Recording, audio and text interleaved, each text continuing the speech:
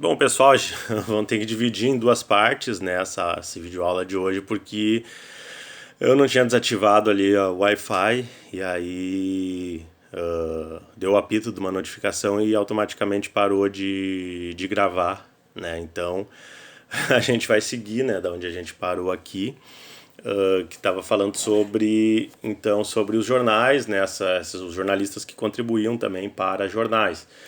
Então, no Brasil, né, pensando especificamente no Brasil, o jornalismo cultural ganha força no final do século XIX, né, e aí também segue a mesma lógica dos outros países. Esses grandes escritores da história da literatura brasileira também atuaram como jornalistas, né, Machado de Assis, Olavo Bilac, etc. Machado começou, né, como crítico de teatro e polemista literário, Lima Barreto, enfim.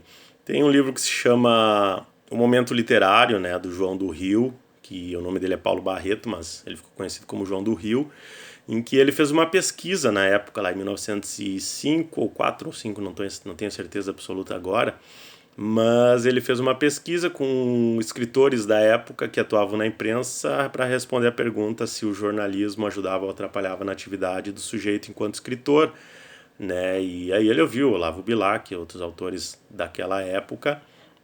E aí houve uma divisão, assim, nas respostas, um terço dizendo que atrapalhava, né, porque acabava influenciando, reduzindo a criatividade, né, o sujeito tinha que se desgastar com o tempo dedicado ao jornal, e aí aquilo prejudicava na sua criação literária, etc.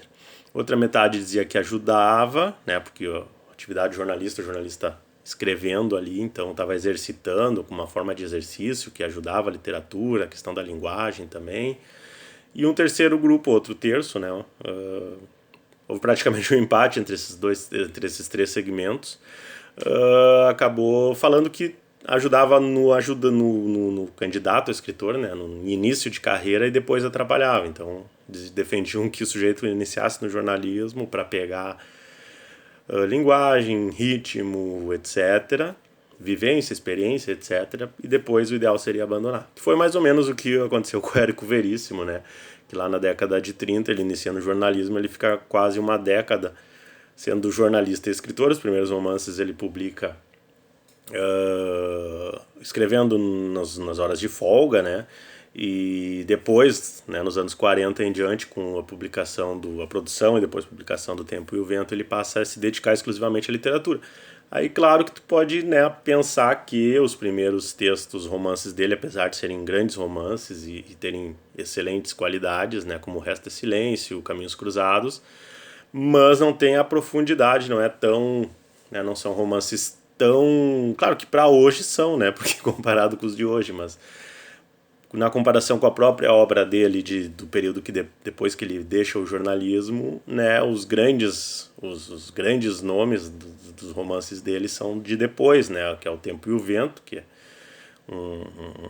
né, uma trilogia gigante, né, que conta 200 anos da história do Rio Grande do Sul, depois o próprio Incidente de Antares, Senhor Embaixador, etc., que são romances de mais fôlego e que até ficaram mais marcados na literatura brasileira do que os da primeira década de carreira dele, que é aqueles romances que ele escreveu enquanto ele ainda estava trabalhando nos jornais, né, em revistas, etc. Então, só para ilustrar, então, como a literatura, a ligação entre jornalismo e literatura, ela é muito forte, não só em relação ao conteúdo, mas também em relação à biografia dos escritores, né? Boa parte dos escritores atuaram como jornalistas em algum momento. E a professora Cristiane Costa, da UFRJ, repetiu essa pesquisa em 2004 e publicou daí o livro Pena de Aluguel, né, em que ela faz toda a retomada da pesquisa do João do Rio e, enfim, traz outros autores desse período, traz o próprio Érico Veríssimo, traz o Monteiro Lobato, traz um monte de gente. Inclusive ela traz um cálculo que o próprio...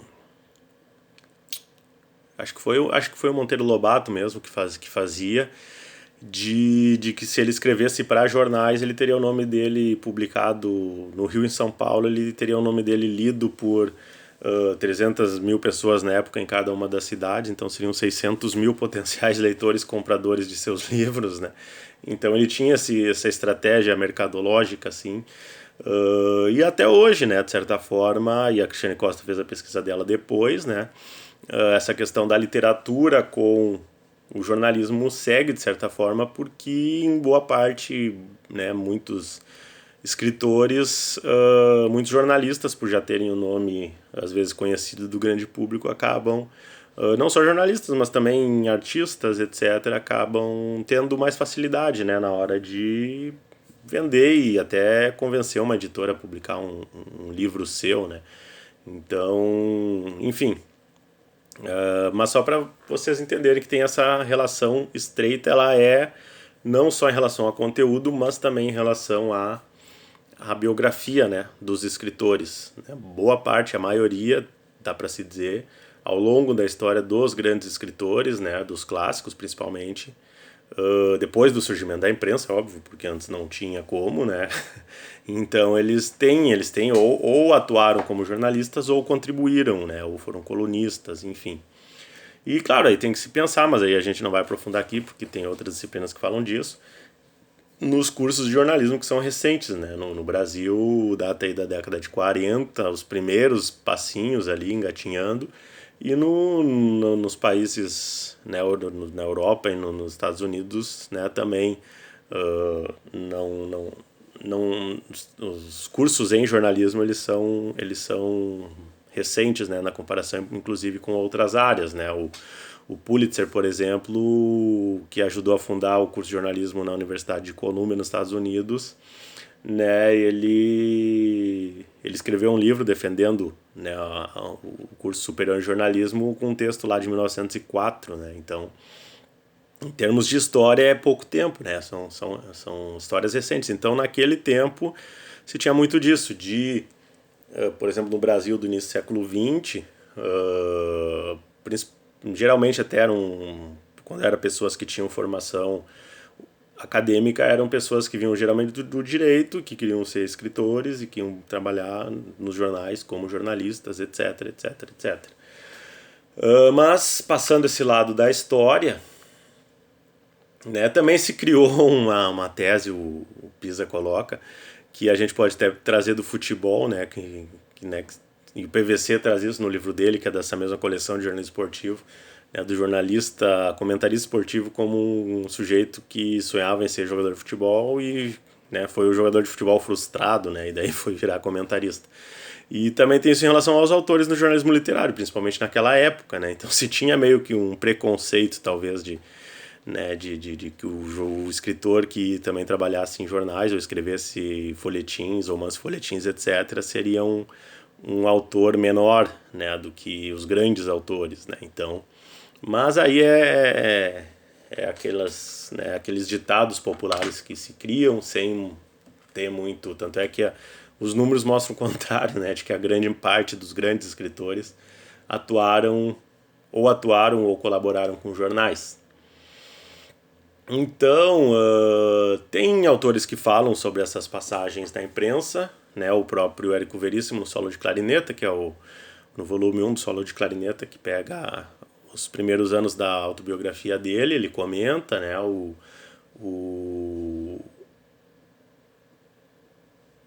Lima Barreto, né, escreveu, por exemplo, as recordações do escrivão Isaías Caminha, né, publicado em jornal e que satirizavam, né, essa ignorância que ele via dentro das redações. Né. A revista New Yorker, nos anos 40 e 50, também se tornou uma referência de jornalismo cultural e ela foi, né, a revista que publicou a grande reportagem em uma única edição intitulada Hiroshima, né, do John Hersey, que se tornou o modelo de a grande reportagem da história, né, que ele reconstruiu, né, o dia, né, da explosão de Hiroshima com a bomba atômica dos Estados Unidos na Segunda Guerra Mundial. E é um texto fantástico, espetacular, é publicado no Brasil pela Companhia das Letras, na coleção de jornalismo literário, e é um exemplo de reportagem mesmo, de linguagem, de jornalismo literário, de jornalismo cultural, de tudo, né? Então foi é um grande exemplo. E é um texto espetacular, simplesmente, né? Não tem muito o que comentar, acho que só vocês lendo mesmo para pegar esse lado completamente humano, né? Porque também na época, em relação à guerra, se tinha muito isso de dos americanos só se referirem aos derrotados, e entre eles o Japão, quer dizer, os japoneses, por meio de piadas, né, não se tinha nada humanizado, né? E daí vai lá o John Hersey e conta a história de mães com bebês de colo entrando num rio para não estavam derretendo vivos, né, devido aos efeitos da bomba, né? Histórias completamente tristes e trágicas, né? Humanizando então o outro, né? Então é muito, né, uma obra-prima realmente do jornalismo e é tido como muitos como a grande reportagem da história do jornalismo, né? A referência máxima, talvez. Por tudo, né? Segundo, pelo tema, Segunda Guerra Mundial, o absurdo que foi, a bomba, por tudo, né? Por tudo. Então, e tem uma espécie de making off, assim, nessa versão da Companhia das Letras, por isso eu também sugiro vocês, em algum momento da trajetória de vocês lerem esse livro. Outros romancistas famosos também, que também foram críticos literários, o Charles Dickens, né? Jack London, Ernest Hemingway, George Orwell, né? Além dos próprios autores do New Journalism, mas esses, né, não vou falar agora porque a gente vai falar mais pra frente. Na Europa também a crítica tem amplo espaço, né? Como na revista francesa Le Monde. Então, né, começa na Europa, Estados Unidos e também depois chega no Brasil, né? Também nomes famosos, segue essa mesma lógica em todos os lugares do mundo, então essa lógica de por proximidade mesmo, né? O jornal ele impresso e a revista, né, trabalham com a palavra, com o texto, com a narrativa e os jornalistas e quem queria ser escritor, né? Claro, numa época em que ser escritor até tinha um certo status, um certo glamour, automaticamente ia buscar uma atividade remunerada no jornalismo, né? Então é muito, de certa forma, é um tanto quanto lógico, né? Que os candidatos a escritores buscassem espaço, né, um ganha-pão fazendo aquilo que eles sonhavam que era escrever, né? Só que aí no jornalismo, claro, tinha todas as questões de não poder escrever exatamente tudo aquilo que queriam, etc. A partir da década de 50, a crítica começa a ganhar mais espaço nos jornais diários e nas revistas semanais. E aí surge outro estilo, né, que é a biografia, que ganha espaço também, e aí alguns se especializam nisso, como o Rui Castro, né? O Rui Castro é um dos autores que vai se especializar na biografia, o Fernando Moraes, enfim, eles vão escrevendo,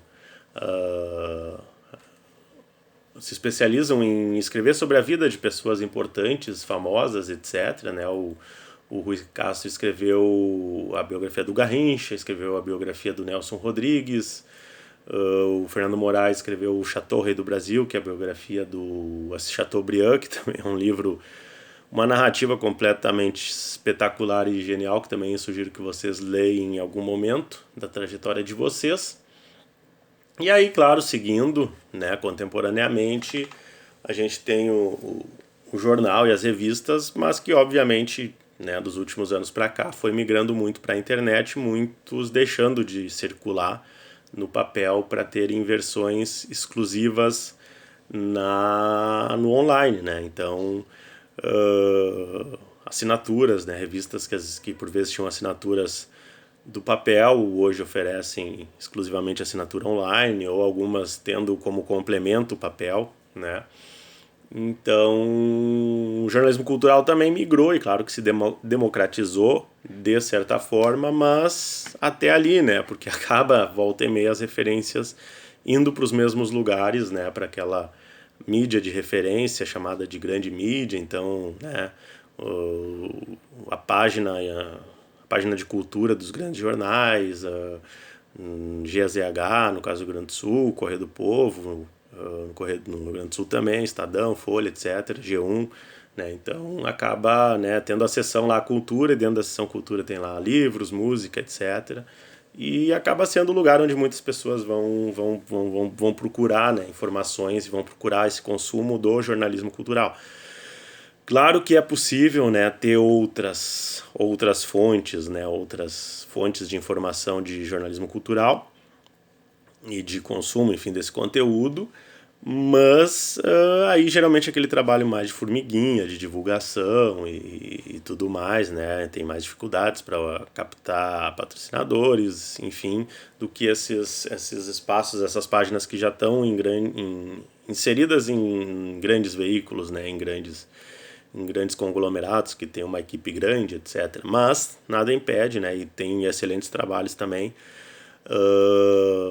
De às vezes instituições ou pessoas, né, que mantêm, às vezes um blog, às vezes uma página, enfim, e que não são tão conhecidas, né, quanto esse conteúdo veiculado nos grandes veículos.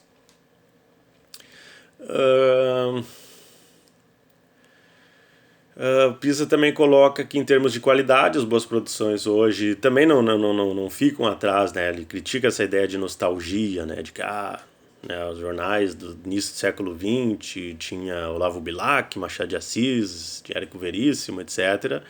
Depois, anos 60, 70, lá teve Milô Fernandes, teve Paulo Francis, teve todo o pessoal ali do Pasquim, né? Arnaldo Jabora, Jaguar, enfim.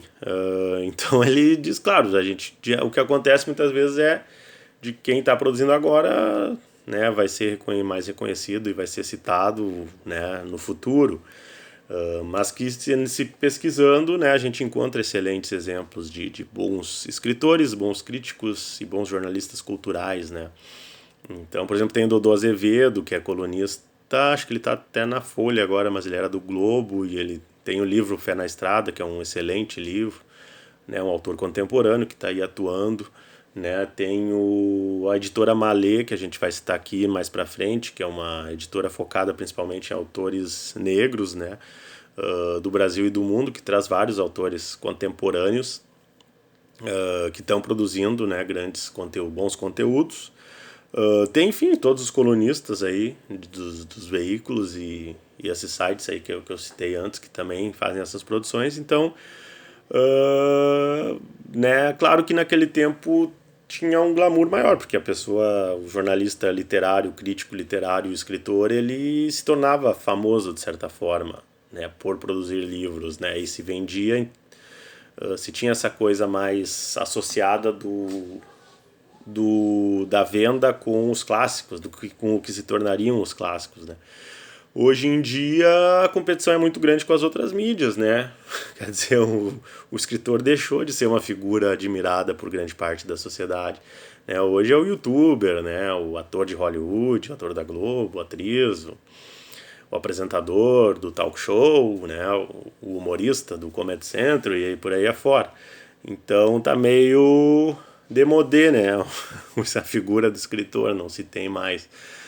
E os famosos de hoje são aqueles mesmo referência de anos atrás, Luiz Fernando Veríssimo. Tô tentando lembrar dos vivos, né? Tem alguns que eu já nem sei mais se estão vivos ou não. Mas Luiz Fernando Veríssimo, de certa forma, Jerônimo Machado da Silva. Fausto Wolff já faleceu, eu botei até aqui alguns nomes, mas já faleceram, né? Mas do próprio jornalismo literário, muitas vezes as referências são aqueles nomes mais antigos, como no caso do Brasil, Caco Barcelos, por exemplo. Mas nada impede que também, né, quem está agora produzindo no futuro não se torne esses nomes antigos do futuro, né? Mas tem toda essa questão da representação da imagem que as pessoas têm, né? Que mudou muito, né? Antes o que a Marta Medeiros, enfim, antes o que um escritor de repente falava era muito mais ouvido e levado em consideração. Hoje muitas vezes é até ridicularizado, né? O que até o próprio Paulo Coelho, por exemplo, que é um best-seller, às vezes algum comentário que ele faz, as pessoas já já deixam até de dizer que gostam dos livros dele por conta de um posicionamento dele, por exemplo. Então, seguindo, né, os jornais começam também a ter cadernos de cultura a partir dos anos 80, Folha, Estadão, etc., que aí, como eu comentei, hoje em dia está mais migrado na internet. Inclui temas gerais na década de 90, então esse é outro ponto, né? Tem a literatura, depois começa com radionovelas, etc. Depois vem o conteúdo da televisão e na década de 90 começa a agregar mais coisas ainda, né? Teatro também desde antes, mas pintura, escultura, música, arquitetura, gastronomia, design, etc. Também tem essa ideia que vai iniciar lá no começo, né, do jornalismo cultural, que vai seguir até hoje, que é essa elitismo versus populismo, né? Então, aquela discussão, né? O caderno que fala sobre literatura clássica é cultura, o caderno que fala sobre o Big Brother, que fala sobre as novelas, né? É populismo, trata de cultura de massa, etc. Então tem discussões aí, né? Não vou me aprofundar, né? Tem discussões na academia mesmo aí com essa relação elitismo versus populismo.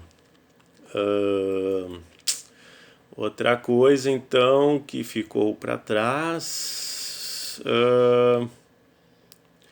é essa diferença também, a cobertura diária, que é feita algumas vezes pelos cadernos, ela tende a fazer essa cobertura mais do factual, né? Mais às vezes de novelas, reality shows, etc., disso que é considerado mais banal. E às vezes aquelas revistas especializadas que saem mensalmente, semanalmente, quinzenalmente, semestralmente, acaba indo para o lado mais de uma cultura mais aprofundada, né? Desde literatura mesmo até pintura, escultura, etc. Então esse é outro ponto. Outra dicotomia, então, é a relação internacional versus nacional, mas aí cada veículo, cada site vai fazer a sua delimitação, né, do quanto, porque muitas vezes se cobra, né, se fala muito da museus, exposições, etc., na Europa, Estados Unidos, e não se fala muito daqui do Brasil, né. Tanto é que foi citado que se eu não me engano, é no livro da biografia de 2018 sobre lágrimas, sobre lutas e lágrimas, que é só um segundo.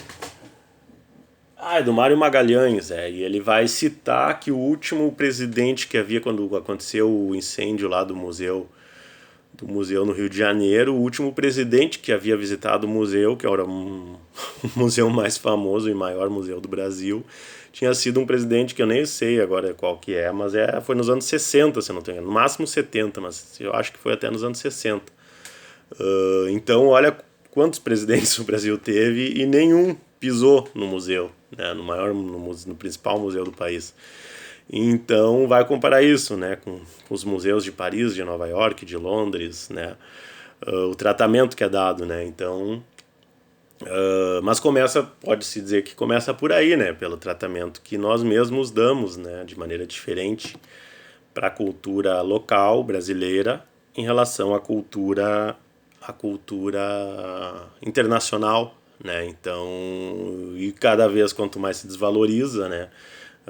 Apesar um discurso crescente de patriotismo, a cultura em si no Brasil fica de fora, de certa forma, dessa valorização, né, do país, né? Então, o tratamento dado aos museus, dado aos artistas, dado aos pintores, aos escritores, etc., demonstra isso. O que acontece, né? O público acaba indo buscar suas referências culturais nos outros países, né? Nos filmes americanos, nos museus de Paris, nos museus de Londres, na pintura, daqui a pouco até latina mesmo, argentina, chilena, etc., né? Porque não há essa valorização, inclusive por parte de alguma parte, né, da produção de jornalismo cultural no Brasil. Mas aí, claro, é uma questão que pode ser pesquisada, né, aprofundada sob várias perspectivas, né, e aí tem artigos acadêmicos que abordam isso.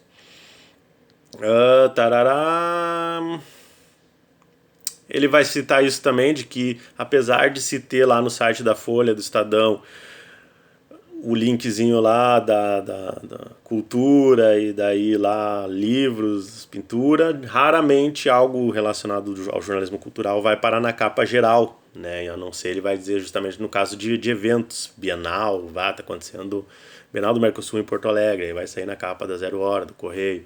Tá acontecendo Feira Internacional de Paraty, aí também vai.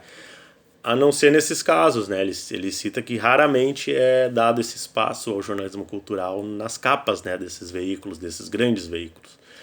E aí também ele vai citar isso que vai aparecer nesse outro artigo que eu vou postar para vocês, né, do rádio e da televisão, né? Claro que a gente está falando aqui de mídia sonora e mídia audiovisual, né? Pode ser streaming, pode ser YouTube, pode ser, enfim, os próprios YouTubers, né? Tem muita produção, né, cultural na internet, em vídeos, né, e também em áudios. E aí tem o repórter norte-americano Paul Johnson, que escreveu que o repórter cultural deve ter então alguns elementos, né, para quem for se interessar em se especializar nessa área, né, que é a sabedoria, que é experiências, viagens, vivência social, conhecimentos gerais, então leituras, conhecimentos sobre vários assuntos, às vezes por isso que desde o meu tempo me diziam, né, quando eu ia assistir uma palestra de um grande repórter, de um grande veículo, o sujeito dizia, não fica preso ao certificado, ao diploma, no sentido de que às vezes uma viagem que tu faz para uma região diferente que tu não conhece, tu vai ter um contato com uma cultura diferente, isso vai te agregar um monte, né, então não vai ganhar um certificado ali que tu vai apresentar numa entrevista de emprego, mas é algo que vai te acrescentar, vai aparecer no teu texto, na tua visão de mundo. Então isso é fundamental, né, para o jornalista cultural. A leitura, né, óbvio, né, a leitura, enfim, eu costumo dizer para lerem o que vocês gostam, né, o importante é ler bastante. Senso de notícia, variedade, aquela questão do jornalismo mesmo, né, que vocês estão tendo ao longo do curso. E personalidade, né, de certa forma, desenvolvendo com o tempo, com as experiências, escrevendo, lendo, viajando, lendo, viajando, vivendo, enfim, vivendo, fazendo várias coisas. Vocês vão adquirindo também esse estilo, que daí cada um vai ter o seu próprio estilo na hora de escrever, de ir pro ar, de falar ao vivo, etc. No rádio, na TV, no YouTube, no streaming, ou de escrever seu texto, nem que seja assim, no seu blog, na sua coluna, enfim. Então, esses são, né, alguns pontos que eu trouxe aqui de jornalismo cultural. Acabou na soma dos dois vídeos passando, né, um pouco hoje, mas é porque o tema ele é extenso e ele tem vários pontos aí que podem ser pensados, pesquisados e analisados, né? Então, por hoje é isto. Semana que vem a gente volta e fiquem bem. Até a próxima semana.